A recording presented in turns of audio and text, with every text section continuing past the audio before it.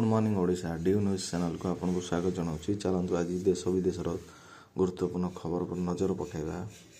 नजर पकाइबा पूर्व जदि आप चैनल नुआ कर चैनल सब्सक्राइब करने सहित वीडियो टी गोटे लाइक करूँ। चलतु गजब पर्व पर नजर पकाइबा। आसूची झड़ सह बड़ वर्षा, आसूची झड़ पवन वर्षा सह लड़ाई, बंद हो पारे स्कूल कॉलेज।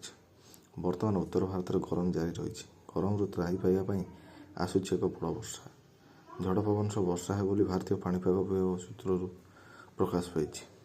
देशर अधिकांश राज्य वर्षा होबार संभावना रही बोली पाणीपाग विभाग कही। जारी कराइଥିବା सतर्क सूचना अनुसार मार्च 15 वर्षा ହେବ ବୋଲି आशा କରାଯାଉଛି। प्रथम घूर्णिबल इराकरू उत्तर भारत आड़क गति करुच्ची, जहाँ दिल्ली एनसीआर एवं यार आखपाख अंचल पड़ता बोली खबर मिली। चलते परवर्ती खबर पर नजर पकाइबा। बर्तमान जहाँ खबर मिली पुणी बढ़ला सुना दर। होली रे पुणी बढ़ला सुना दर केते टंकार पहुंची। चलतु खबर जानिबा। दिल्ली रे सुना दर गुरुवार 10 ग्राम प्रति 600 टଙ୍କା वृद्धि पाई सर्वाधिक 89,450 टंकार पहुंची। बुधवार 99% 9 शुद्ध सुना दाम 10 ग्राम 88,850 टଙ୍କା रही बेले सेपरी 99.5% विशुद्ध सुना दर 600 टଙ୍କା वृद्धि पाई गुरुवार 89,050 टଙ୍କା होइछि। वर्तमान जे खबर मिली होली रे निया वर्षा। फगुणर निर्घात ताती 40 डेला पारद 16 जाए जलाइब करा 17 पर काल बैशाखी।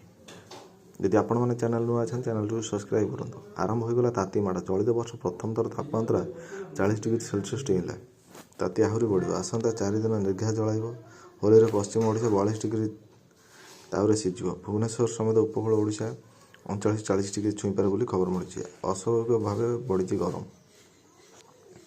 बुधवार राज्यर 12टी स्थान तापमात्रा 38 डिग्री सेल्सियस पार करथिला बेले बुध सबुठ उत्तप्त थिला। बुधवार पारद पहुंचीगला 40.5 डिग्री सेल्सियस। याद 6 सहर 39 टपिथिला। भुवनेश्वर पाणीपाग केन्द्र सतर्क कराई। आसंता 16 जाए राज्यर केतेक जिले में ग्रीष्म लहरी आशंका रही। आसंता 4 दिन भितर राज्यर तापमात्रा 2-3 डिग्री सेल्सियस बढ़ीपे। दल होली दिन ताती प्रकोप बेसी रहिबो। गुरुवार झारसुगुड़ा संबलपुर बलांगीर और बौद्ध सहर में ग्रीष्म लहरी स्थिति रहीपे बोली खबर मिली।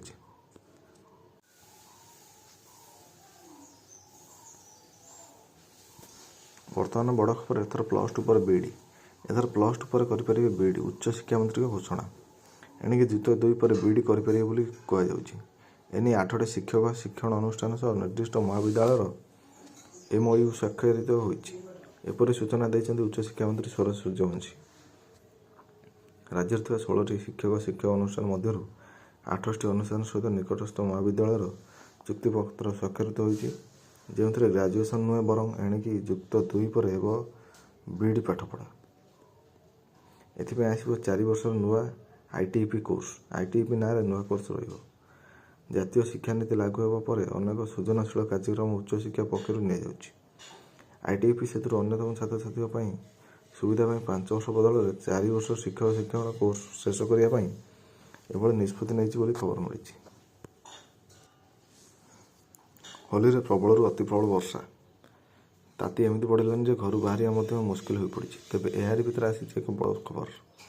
वर्षा को नहीं आसी बड़ खबर। होली रे प्रबल बर्षिब। आ दिनक पर सारा देश में होली पालन होगा बेले पाग अनुकूल होगा आकलन कर।